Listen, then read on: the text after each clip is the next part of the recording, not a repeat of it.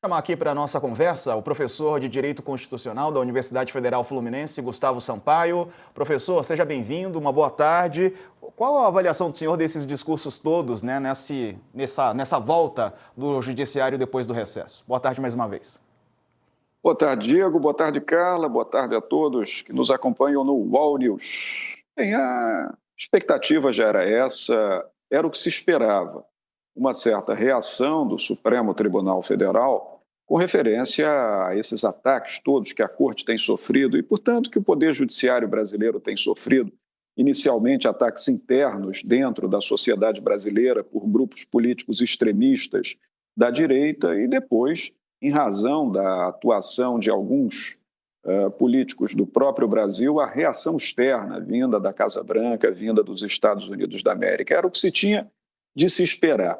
O que se pode falar, Diego, mais pontualmente sobre o comportamento, basicamente, dos três ministros que falaram, é o caso do pronunciamento do ministro Alexandre de Moraes, porque o presidente da Corte, ministro Luiz Roberto Barroso, por ser o presidente do Supremo Tribunal Federal, ele é o chefe do Poder Judiciário brasileiro. Então, ele representa institucionalmente o Poder Judiciário de uma nação soberana, que é o Brasil.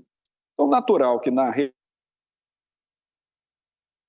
Caiu o sinal do professor, a gente vai tentar refazer. Está voltando aqui, já estou vendo que o professor já voltou aqui o sinal, professor. Pode retomar, por favor, o seu raciocínio. Sim, perfeito. Houve uma pequena interrupção de sinal. Então, era de se esperar que o ministro Barroso ele viesse com um discurso representando a instituição em defesa do Poder Judiciário, o que é compreensível. Da parte do ministro Alexandre de Moraes, não que ele tenha errado no que ele disse. Creio, pelo que atentei de frase a frase, tudo que o ministro Moraes disse está absolutamente correto. Mas talvez não devesse ter sido dito por um juiz da Suprema Corte, quanto mais por ser o relator da Ação Penal 2668, que é essa ação penal que enverga a análise dos crimes contra o Estado Democrático de Direito, os atentados ao Estado de Direito pelo Brasil sofridos em 2022 e 2023. Então, talvez tivesse sido de melhor alvitre que ele tivesse ou silenciado ou feito um discurso mais autocontido. Creio que o ministro Moraes acabou deixando a emoção tomar conta da palavra, o que é compreensível, naturalmente compreensível, ele está sendo pessoalmente atingido por isso, ele e sua família, mas, ainda assim, por se tratar da magistratura suprema da nação, o melhor é ter um discurso de autocontenção, dizer menos, porque às vezes o que ele diz pode até alimentar a reação dos populistas da extrema-direita, querendo dizer que talvez o Supremo Tribunal Federal tenha antecipado julgamentos. Então, esses são os reparos que se pode fazer. No mais, Diego, era o que tinha que se esperar. Professor, a gente está vivendo um momento, acho que sem precedentes, né? Essa aplicação da sanção em relação ao ministro Alexandre de Moraes por parte dos Estados Unidos gera uma série de dúvidas. Na sua avaliação, por exemplo, quando ele diz que ele vai ignorar essa sanção, né? Juridicamente, como é que funciona e como é que deve funcionar essa aplicação da sanção? Os bancos estão consultando, advogados estudando. Como é que o senhor vê que o Brasil e as autoridades brasileiras podem responder ou reagir ou bloquear essa sanção de alguma forma? Como é que o senhor tem visto essa medida e os desdobramentos dela? Carla, quando ele disse que vai ignorar as sanções, eu acredito que o ministro Moraes esteja querendo dizer que ele não vai interromper os trabalhos dele, nem prejudicá-los, que ele não vai mudar o curso do comportamento dele judicial por conta de sanções aplicadas. É nesse sentido que eu entendi ele dizer que vai desconsiderar, vai ignorar as sanções impostas, até porque ele considera, o que deve ser considerado mesmo, que essas sanções são absolutamente ilegítimas. Inclusive, a lei Magnitsky, aplicada erroneamente pelo presidente Donald Trump, ela tem outra destinação.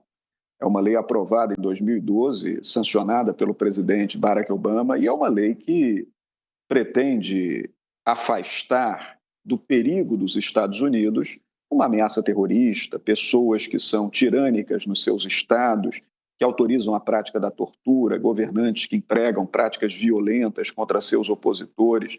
ou mesmo pessoas que ameacem a soberania dos Estados Unidos, ameacem a autoridade da nação soberana dos Estados Unidos. Não é o caso do ministro Alexandre de Moraes, ele faz bem em dizer que vai ignorar as sanções. Mas, do ponto de vista prático, o Brasil hoje não tem como opor reservas, por exemplo, ao que os Estados Unidos determinam. Por exemplo, o bloqueio do uso de cartões de crédito, cujas bandeiras são quase todas norte-americanas, o bloqueio de bens havidos nos Estados Unidos, o bloqueio de contas bancárias no sistema financeiro norte-americano ou no sistema financeiro internacional e instituições financeiras que têm uma prevalência de capital norte-americano. Contra isso, o Brasil não tem o que fazer. Nós estamos falando aqui da maior potência militar do planeta, os Estados Unidos, com 25% do orçamento militar. Nós estamos falando de um país que tem 14 vezes mais o produto interno bruto do Brasil. Nós não temos o que fazer senão negociar. Uma possibilidade residual que há, Carla, é a de o próprio ministro Moraes, por interesse próprio, levar essa matéria a questionamento no Poder Judiciário dos Estados Unidos, porque aí estamos falando de poder soberano para poder soberano dentro dos Estados Unidos. Então, claro, ele como uma pessoa que é atingida nos seus direitos fundamentais pela aplicação equivocada da Lei Magnitsky, ele pode, sim, propor ações judiciais no Poder Judiciário dos Estados Unidos, propondo, inclusive, a inconstitucionalidade dos atos decretados pelo presidente Donald Trump. Mas, ainda assim, acredito que a chance não seja muito grande de o Poder Judiciário enfrentar um ato do presidente da República, porque a Lei Magnitsky estabelece que a autoridade que a aplica é o próprio presidente. Então, sendo certo ou equivocada a aplicação, provavelmente o Poder Judiciário dos Estados Unidos vai prestar uma deferência ao presidente Donald Trump e não vai decretar a sua ilegalidade. Fora isso, não há muito o que fazer, Carla. Depois do intervalo... Professor, mas tem que chamar só um intervalo agora, Carla. Já a gente continua. E depois, no próximo bloco, a gente vai falar sobre a Carla Zambelli. A deputada vai seguir presa depois de passar por uma audiência de custódia. Vai seguir pelo menos até o dia 13 de agosto, quando haverá uma nova audiência. Depois do intervalo, a gente conta mais. Fica aí. Perdão, Carla, diga lá, a gente está ao vivo aqui na internet. Imagina, perdão eu. Não, é porque hoje a Mariana Santos, nossa colunista aqui, deu a informação de que há a possibilidade de que essas sanções sejam aplicadas a outros ministros. E aí a questão é, a essência da lei, né, ela tinha ali como genocidas, alvo de questão de direitos humanos, e nesse caso é meio, o argumento é estranho, né? E aí, assim, a pergunta é, se essas sanções começarem a se estender para outras autoridades brasileiras, o que deve ser feito? Mais uma vez, como a lei está sendo muito mal aplicada, Carla, nós estamos falando da quarta maior democracia do planeta, que é o Brasil, um país que se baseia na tripartição de poderes copiada do modelo dos Estados Unidos da América. Não vamos nos esquecer que quando Rui Barbosa escreveu a Constituição de 1891, a primeira Constituição republicana no Brasil, ele foi buscar nos Estados Unidos a matriz da separação de poderes que nós adotamos. Então, ter um poder judiciário hipertrofiado, uma autoridade para controle de constitucionalidade, por exemplo, isso é alguma coisa que nós herdamos dos Estados Unidos da América. Então, um presidente norte-americano aplicar a Lei Magnitsky contra juízes da Suprema Corte de um país democrático inspirado no modelo norte-americano é um contrassenso, é um paradoxo, é algo que não faz qualquer sentido. Todavia, nós estamos falando também de um país soberano, que são os Estados Unidos, e além da soberania jurídica que eles têm, como qualquer Estado nacional tem, Carla, volto a dizer, nós estamos falando de um país que administra 25% do orçamento militar do mundo, de um país que tem o maior produto interno bruto do planeta. Então, é claro que não há muito o que fazer senão negociar. O que se pode fazer em defesa do ministro Moraes ou de outros ministros em desfavor de quem venha a ser aplicada, porventura, a Lei Magnitsky? Estabelecer medidas para que, dentro do território nacional, eles sejam minimamente atingidos. Então, por exemplo, apesar de o Banco do Brasil fazer transação com base no dólar e outras instituições do sistema financeiro nacional, é possível estabelecer medidas internas no Brasil, porque o Brasil é um país soberano, para, eventualmente, desatrelar qualquer possibilidade de câmbio do Banco do Brasil para se permitir a manutenção da folha de pagamento dessas pessoas através da instituição financeira. O Brasil não pode se curvar a uma barbaridade dessa monta. Agora, lá fora, eu volto a falar, em relação a contas bancárias de Alexandre de Moraes ou de quaisquer outros ministros que venham a ter bloqueio contra si. Contas nos Estados Unidos, patrimônio imobiliário ou mesmo mobiliário, no caso de ações na Bolsa, nos Estados Unidos da América, ou em pertenças de instituições internacionais de capital americano, a única forma de destravar essa sanção é ou negociar com os Estados Unidos ou mover ações no Poder Judiciário dos Estados Unidos. Porque, Carla, com esse momento de descrédito do sistema internacional de solução de controvérsias, né, sobretudo em relação ao descrédito que acomete hoje os órgãos centrais das Nações Unidas, o Conselho de Segurança, a Assembleia Geral e a própria Corte Internacional de Justiça, acreditar que no sistema internacional de solução de controvérsias nós poderíamos ter a reversão desse quadro seria acreditar no inviável, não é possível. Lamentavelmente, os Estados Unidos hoje não vão reverenciar qualquer decisão de uma corte internacional nesse sentido. Então, a única solução é buscar o próprio Poder Judiciário dos Estados Unidos da América e, lá dentro, tentar a reversão de parte desse quadro. Só lembrando, Carla, antes de terminar, que já houve, durante o governo Trump, nesse ano, importantes decisões do Poder Judiciário norte-americano que decretaram a inconstitucionalidade de atos do presidente Trump.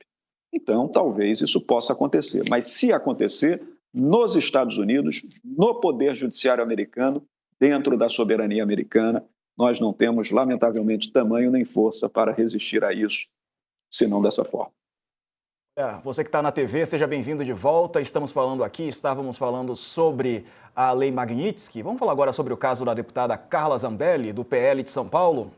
Ela segue presa em Roma depois de ter passado por uma audiência de custódia nessa sexta-feira. A defesa pediu para que Zambelli fosse liberada, mas o juiz decidiu que ela vai continuar presa pelo menos até uma segunda audiência, que está prevista para o dia 13 de agosto. Ela está presa numa penitenciária feminina, superlotada lá na região de Roma, né? Ela pode receber visitas do pai e dos advogados.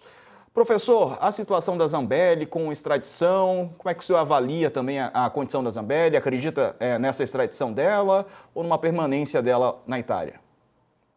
Bom, em primeiro lugar, Diego, é uma condição ruim, evidentemente, seja no Brasil, seja na Itália. Ninguém pode comemorar a prisão de ninguém. A prisão é sempre uma tragédia na vida de qualquer pessoa. Todavia, é preciso notar que Zambelli já está condenada no Brasil. Nós não estamos falando de uma extradição, acaso aconteça, que será uma extradição instrutória. Eu explico, Diego. Extradição instrutória é aquela extradição que acontece para que a pessoa que esteja num território estrangeiro possa ser retomada ao seu território para, nesse seu território, ser processada e julgada. O caso de Zambelli é um caso de extradição executória, ou seja, ela já tem contra si uma decisão criminal condenatória, trânsito em julgado. Aliás, Diego, ela já foi condenada a mais de 10 anos de reclusão por crime de invasão no sistema informático do Conselho Nacional de Justiça em concurso material com crime de falsidade ideológica. Ela já tem uma pena contra si de mais de 10 anos de reclusão. E, a bem dizer, ela ainda poderá ser julgada por aquele outro crime do qual ela é investigada, aquele referente a sacar a arma em punho, correndo atrás de um adversário político lá nas ruas do Jardim, em São Paulo. Então, Zambelli tem contra si um pedido de extradição formulado pela autoridade brasileira. A princípio, Diego, nacionais no Brasil e na Itália não são extraditados. Você sabe, o Brasil adota um princípio da inextradibilidade de nacionais, o Brasil não extradita nacional seu. E a Itália também adota a inextradibilidade de nacionais no artigo 26 da Constituição de 1948, que é a Constituição italiana.